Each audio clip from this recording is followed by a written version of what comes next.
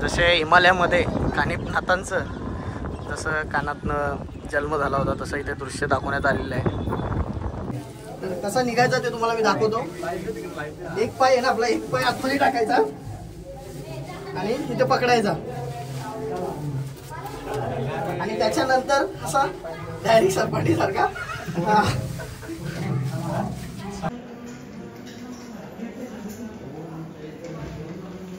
बीड जिल्ह्यामध्ये असलेलं हे नाथांचं 2 मंदिर आहेत। तर या मंदिरामध्ये आपण दर्शन घेतलं आणि तिथे नाथांनी समाधी देखील घेतली होती। आणि तसंच मेन गोष्ट सांगण्यात येतं की ज्या टायमाला आपल्या देशावरती मुघलांचं राज्य होतं आणि मुघल जेव्हा आपल्या इथे भारतामध्ये आलं होतं तेव्हा ते आपले देवधर्म सर्व नायनाट करत होतं। पण नवनाथांना अगोदर माहीत होतं का हे मुघल येऊन आपले मंदिरे देवधर्म हे सर्व तोडतील, नायनाट करतील, म्हणून या मंदिरांची नावं देखील हीच ठेवण्यात आली होती।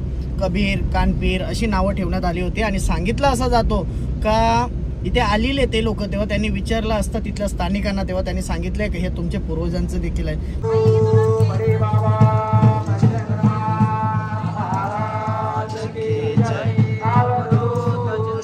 कानिफनाथ महाराज आणि मच्छिंद्रनाथ महाराज हे ध्यान करण्यासाठी बसत असत। तर कानिफनाथ महाराजांचा हा मोठा असा भक्त परिवार होता। तर रमेश सुखऱ्या म्हात्रे डोंबिवलीचे कोपरचे नगरसेवक, त्यांचे जे नाथ भक्त त्यांचे जेवढे बी येतात हजारो लोक त्या भाविक परिसरातले तुमच्या डोंबिवली, कल्याण, मुंबई, ठाणे, भिवंडी त्या परिसरातले सगळे इथे येतात। त्यांचे राहण्याचे रमेश शेट्टी इथे व्यवस्था केलेली आहे। आकाश म्हात्रे तुमचं सर्वांचं स्वागत आहे आपल्या युट्यूब चॅनलवरती। आणि सकाळी आता 4:30 वाजायला आल्यात आणि आपण जाणार आहे मडीला, कानिफनाथांच्या दर्शनाला जाणार आहे। कानिफनाथ बोलला तर प्रबुद्ध नारायणाचा अवतार असलेलं, तर कानिफनाथांनी हिमालयामध्ये हत्तीच्या कानातनं जन्म घेतला होता तेव्हा कानिफनाथ असं त्यांचं नाव पडलं होतं। आणि ते मडीला आल्यानंतर त्यांनी संजीवनी समाधी देखील घेतली होती। भरपूर मोठा असा नाथांचा इतिहास आहे कानिफनाथांचा। तर आपण तिकडे जाणार आहे। तर मित्रांनो आपल्या इथनं 280 किलोमीटर आहे मडी, तर आपण निघणार आहे। तर तुम्हाला दाखवतो, आज मी पहिल्यांदा चाललो, मला जायची भरपूर इच्छा होती कानिफनाथांच्या दर्शनाला। तर मी चला तुम्हाला दाखवतो मडीचं कानिफनाथांचं मंदिर।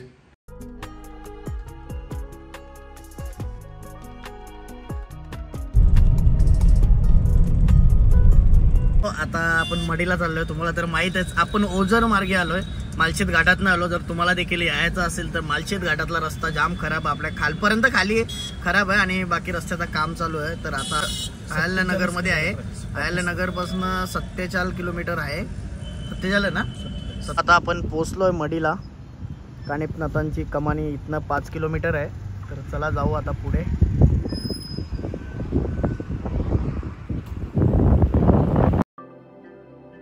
कानिफनाथांच्या समाधीपासनं 5 ते 6 किलोमीटर वरती असलेल्या गडावरती गड चढून आपल्याला मच्छिंद्रनाथांच्या समाधीचं दर्शन घ्यायचं असतं। तर ते वरच्या भागी असतं, गडावरती आहे। तर आता आपण पहिला तिकडे चाललोय, त्या समाधीचं आपण दर्शन घेणार आहे गड चढून, मग त्याच्यानंतर येऊन आपण कानिफनाथांचं दर्शन घेणार आहे।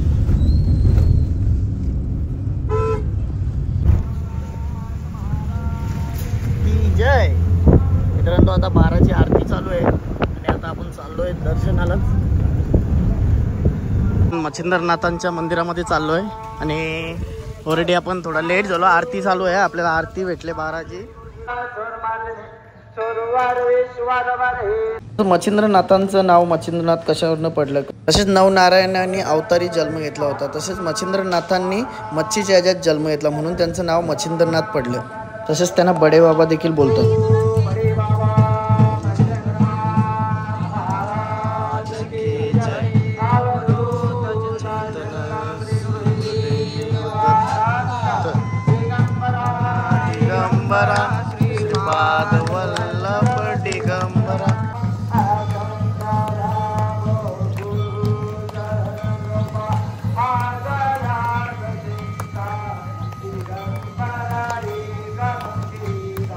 आता आपण श्री मच्छिंद्रनाथांचं समाधीचं दर्शन घेणार आहे। संजीवनी ही समाधी आहे।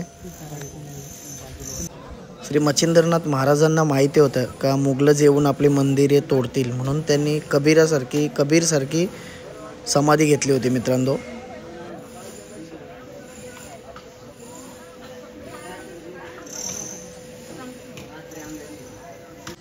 तसेच समाधीचं दर्शन घेतल्यानंतर तुम्हाला बाहेर निघतात लेफ्ट साईडला श्री बजरंगबलीचं देखील दर्शन होतं. तसंच मच्छिंद्रनाथांचं हा डोंगर म्हणजे सोन्याचं देखील होतं असं सांगितलं जातं. आणि मित्रांनो, जर तुम्ही दर्शन घेऊन खाली उतरतच तुम्हाला दोंडाई देवीचं देखील दर्शन घडतं. इथली अशी स्टोरी आहे की त्या दगडातनं तूप येत होता आणि जेव्हा सर्व गुरु इथे जेवणासाठी बसले असतात तर तेव्हा इथनं तूप येत होतं आणि एका महिलेने ते तूप केसांना लावलं तेव्हा इथनं तूप यायचं बंद झालं असतं. अशी स्टोरी आहे मित्रांनो. जेवढी आपल्याला माहिती होती तेवढी आपण तुम्हाला दिली मित्रांनो. तुम्ही आल्यानंतर इथे देखील नक्कीच दर्शन घ्या दोंडाई देवीचं. तिथनं आपण दर्शन घेऊन खाली जाणार होतो. या मंदिरामध्ये तुम्ही बघू शकता, ज्या मंदिरामध्ये कानिफनाथ महाराजांची समाधी आहे. कानिफनाथ महाराज आणि मच्छिंद्रनाथ महाराज हे ध्यान करण्यासाठी बसत असत. तर कानिफनाथ महाराजांचा हा मोठा असा भक्त परिवार होता. तर ते ढोल ताशे वाजवत असत. त्याच्यामुळं मच्छिंद्रनाथ महाराजांना ध्यान करायला भेटत नसत. तर ते येऊन तुम्ही बघू शकता या डोंगरावरती येऊन इथे ते ध्यान करत असत आणि त्यांनी समाधी देखील इथे घेतलेली आहे. तर आता आपण थोड्या टायमातच जाणार आहे कानिफनाथांचं दर्शन घ्यायला आणि त्यांच्या समाधीचं दर्शन घेणार आहे. ओम चैतन्य कानिफनाथ महाराज मच्छिंद्रनाथ महाराज की जय. मच्छिंद्रनाथ पूजा साहित्य भंडारमध्ये आता आपण जाणार आहे. ते काका आहेत, भरपूर वर्षापासून इथे त्यांचा पूजेचं सर्व सामान असतं त्यांच्याकडे. तर आपले ते भूषण भाऊचे वलकीचेच आहेत काका. काका नमस्कार. आदेश. तर काका आज आपले किती वर्ष झाले आपण इथे हे सर्व भंडार जेवढे साहित्य असेल महाराज आपल्या नाथांचे जे धागा असेल या काही गोष्टी, आता समजा धागा बांधल्यावरती काही इच्छा पूर्ण होतात या काही हा दुकानाला इथं जवळजवळ आता 40-42 वर्ष झाली. माझा मोठा भाऊ आहे रामभाऊ, तो पहिला आता एकच दुकान होतं आपलं 10 वर्ष. आता 80 दुकानं आहेत आज आणि एवढे पण दुकानं भरपूर चालतात. बाबांच्या कृपेने सगळे लोक लाखो भाविक येतात रोज. आणि आता मंदिराचं काम देखील चालू आहे. देवेंद्र फडणवीस साहेब आलते, त्यांनी काही निधी टाकून देवस्थानच्या हे जे गोरगरिबांच्या 10-20 रुपये टाकतात यांच्या पैशातून सगळं काम चालू झालंय आणि लवकरात लवकर काम असं होईल अशी सर्वांची इच्छा आहे. आपल्या महाराष्ट्रामध्ये देखील भरपूर मोठा असं मंदिर बांधण्यात येणार आहे. अयोध्येच्या नंतर 2 नंबरचं आहे. आता अयोध्येला भारतात सगळ्यात मोठा झालाय ना, 151 फुटाचा आता हे शिखर आहे. तर आपले मच्छिंद्रनाथ जे महाराज पहिला कानिफनाथ महाराजांच्या एकत्रच समाधीवर तिथे ध्यान करत असत. तर जागा आहे ती हा जांभूळवन म्हणतात त्याला. कानिफनाथ आणि मच्छिंद्रनाथ खाली जांभूळवन कुंड आहे, सूर्यकुंड. ती आंघोळीची जागा आहे त्यांची. तिथं येतात ते आणि सकाळी 2:30 रात्री 2:30चा टायमिंग आहे. येत असत पहिला तिकडं आणि आता पण रोजचं. नंतर बाबा इथं समाधीत जास्त असं नगर जिल्हा खाली इकडे बीड जिल्हा. आता पहिल्याने फक्त आमुष्याला माझं एक पोतं विकायचं. आज 80 दुकानामध्ये एक जणाचे 10-10, 5-5 पोते म्हणजे लाखो लोक वाढले. सगळ्यांना गुण भरपूर असे भाविक दर्शनाला येत असतात. ज्यांना फायदा म्हणजे फरक वाटला ते परत येतात. नाडा बांधला त्यांचं काम झालं, परत दर्शनाला आले. परत एकूणाराचे एकूणाला सांगून युट्यूबला इकडे चॅनलवाल्यांच्या माध्यमातून लोकांना प्रसार माध्यमातून सगळ्यांना माहिती झाली. तुमच्या जीवनामध्ये काही प्रॉब्लेम असतील तर तुमच्या प्रत्येकाच्या जीवनामध्ये प्रॉब्लेम तर येतच असतात. तर ते काही हे धागा इच्छापूर्ती धागा आहे तो बांधल्याने नक्कीच तुम्ही बाबांच्या इथे आल्यानंतर समाधीचं दर्शन घेतल्यानंतर तुमचे जे पण मनोकामना असतात ते नक्की पुरे होत असतात. आता आपल्याला काकांनी सांगितलं.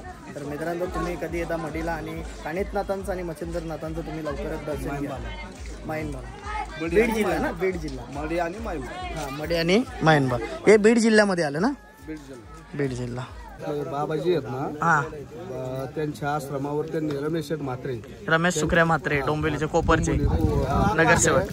त्यांचे जे नाथभक्त त्यांचे जेवढे बी येतात तेवढे लोक, त्यांच्यामुळं हजारो लोक त्या भाविक परिसरातले तुमच्या डोंबिवली, कल्याण, मुंबई, ठाणे, भिवंडी त्या परिसरातले सगळे इथे येतात. त्यांचे राहण्याचे रमेश शेट्टी इथे व्यवस्था केलेली आहे. भक्तिनिवास बांधलाय त्यांचा. भक्तिनिवास बांधलाय रमेश थोडं इथून 1 किलोमीटर अंतरावर इथून वाडीच्या रोड. आणि तसं इथे देखील त्यांनी काम केलं. भरपूर कामाला त्यांची मदत असते. भांडरा असतो त्यांचं, पारायण असतं, लोकांच्या पंक्ती पण असतात त्यांच्या. असं सर्व याच्यात ते सहकार्य असतं. शेत बाबा आहेत ना केदार बाबा, त्यांचे गुरु येते. केदार बाबांचे शिष्य होते. केदार बाबांनी सर्व लोकांना इकडे दाखवलेलं सुरुवातीला. तो गाणी ऐकलंच असेल, नाथांचा गाणी फेमस झालेला. बाबा बंगाला फिरून आला भगव्या कपनीवाला. तर आता आपण भगवी कपनी घातलेली आहे. तर आता आपण कानिफनाथांचं दर्शन घेणार आहे. आता आपण मच्छिंद्रनाथांचं दर्शन घेतलं आणि तुम्हाला शॉर्टकट माहिती दिली आपण. मच्छिंद्रनाथांची असेल, कानिफनाथांची असेल. तसेच आता आपण कानिफनाथांचं मंदिर देखील बघणार आहे मित्रांनो. आणि नक्कीच मित्रांनो, तुम्ही हा ब्लॉग बघून आपला दर्शनाला या इथे. आणि जे पण तुमच्या काही गोष्टी असतील तर तुम्ही नक्कीच इच्छा पूर्ण होतं. आणि कानिफनाथांचं, मच्छिंद्रनाथांचं, तुम्ही नाथांचं दर्शन नक्कीच घ्या.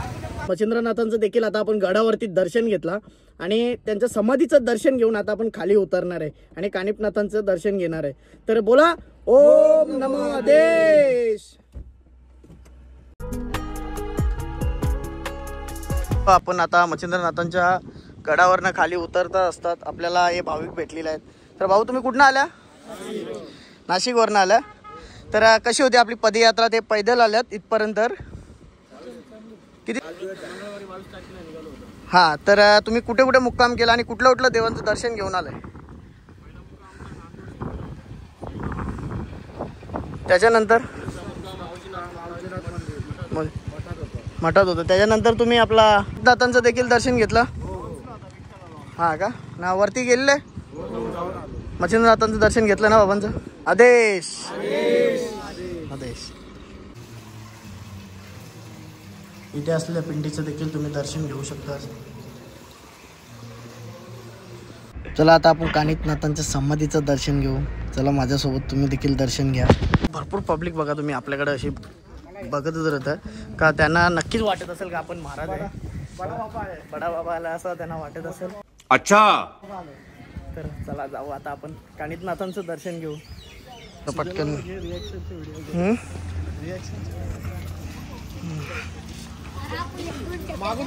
तर मित्रांनो तुम्ही इथे आल्यानंतर हार नारळ इथं फोडू शकता तुम्ही. मग तुम्हाला वरती चढायचं तर तुम्ही बघू शकताय पायऱ्या कशा आहेत, त्या उंच उंच पायऱ्या आहेत.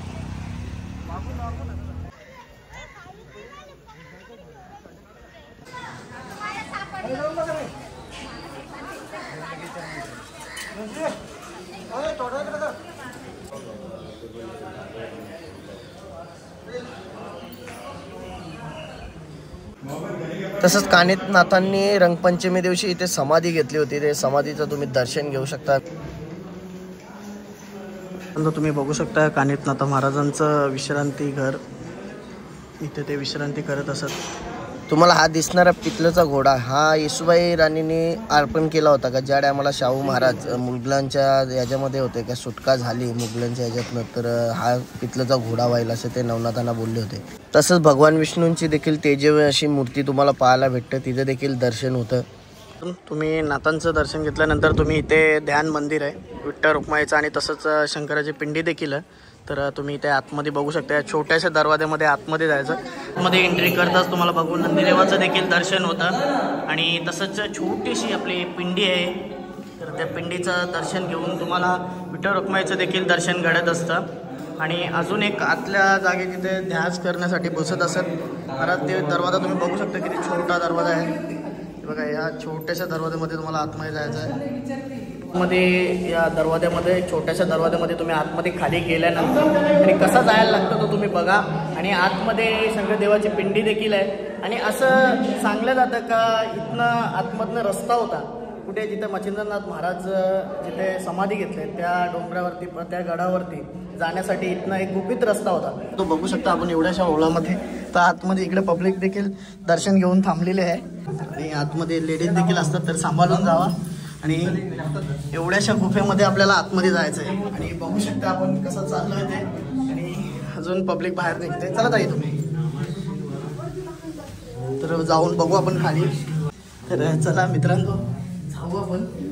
नक्कीच तुम्ही या इथे आणि कानिफनाथांचे इथे तुम्ही नक्कीच दर्शन घ्या. आणि बघू शकता तुम्ही आतमध्ये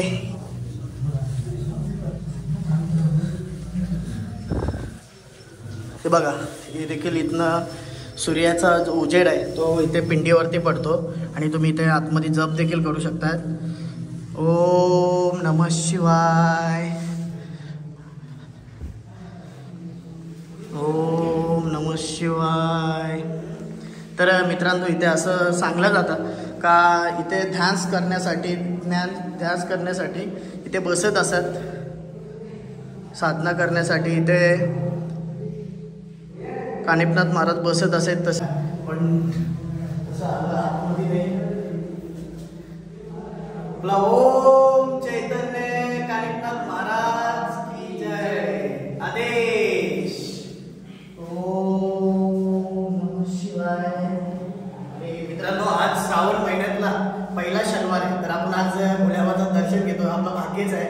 आणि एवढे म्हटलं भरपूर वर्षापासून नाही तर देवांच्या हस्ते झालेले पिंडी असेल तर हिचं आपण आज दर्शन घेतो, भोले बाबाचं साक्षात. तर तुम्ही देखील नक्कीच या, कानिपनाथांचं दर्शन घ्या, मच्छिंद्रनाथांचं दर्शन घ्या. आपण वरती निघू. बघा हा वरती जायचा रस्ता आहे आणि पब्लिक येत आहे. नमस्कार. आदेश बाबा थांबा, आता वरती थांबा, येऊ नका कोणी.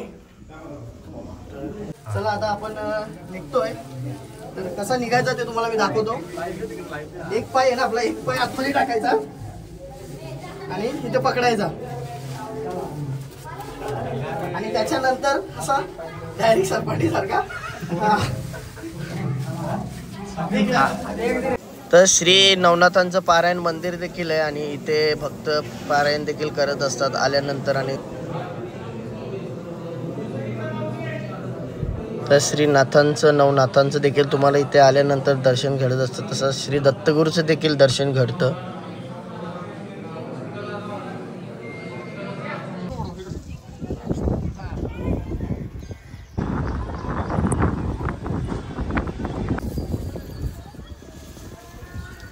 मी ते तुम्ही बघू शकताय जसे हिमालयामध्ये कानिपनाथांचं जसं कानातनं जन्म झाला होता तसं इथे दृश्य दाखवण्यात आलेलं आहे. एक श्री होती नाथ भक्त, म्हणजे तिचा हा डालिंबा देवीचं नाव आहे, तिचं डालिंबा नाव होता. तर डालिंबा देवी असं तिला म्हटलं जातं. तर तिच्याकडे कोणी धागा बांधेल तर त्याची जी इच्छा पूर्ण होतात असे नाथांनी तिला जो वचन दिला होता. मित्रांनो आता आपण कानिपनाथांचं दर्शन घेतलं, तसं मच्छिंद्रनाथांचं देखील आपण घेतलं. बीड जिल्ह्यामध्ये असलेलं हे नाथांचं 2 मंदिर आहेत. तर या मंदिरामध्ये आपण दर्शन घेतलं आणि तिथे नाथांनी समाधी देखील घेतली होती. आणि तसंच मेन गोष्ट सांगण्यात येतं की ज्या टायमाला आपल्या देशावरती मुघलांचं राज्य होतं आणि मुघल जेव्हा आपल्या इथे भारतामध्ये आलं होतं तेव्हा ते आपले देवधर्म सर्व नायनाट करत होतं. पण नवनाथांना अगोदर माहीत होतं का हे मुघल येऊन आपले मंदिर देवधर्म हे सर्व तोडतील, नायनाट करतील. म्हणून या मंदिरांची नावं देखील हीच ठेवण्यात आली होती. कबीर, कानपीर अशी नावं ठेवण्यात आली होती. आणि सांगितलं असा जातो का इथे आलेले ते लोक तेव्हा त्यांनी विचारलं असतं तिथल्या स्थानिकांना, तेव्हा त्यांनी सांगितलंय की हे तुमचे पूर्वजांचं देखील आहे. तर मित्रांनो तुम्ही आपला पूर्ण ब्लॉग बघितला असेल आणि तुम्ही देखील नक्कीच नाथांच्या दर्शनाला या. आणि कसा होता आपला आजचा ब्लॉग तुम्हाला नक्कीच आवडला असेल तर आपल्या चॅनलला सबस्क्राईब करा आणि शेअर करायला विसरू नका. चला मित्रांनो, बाय बाय.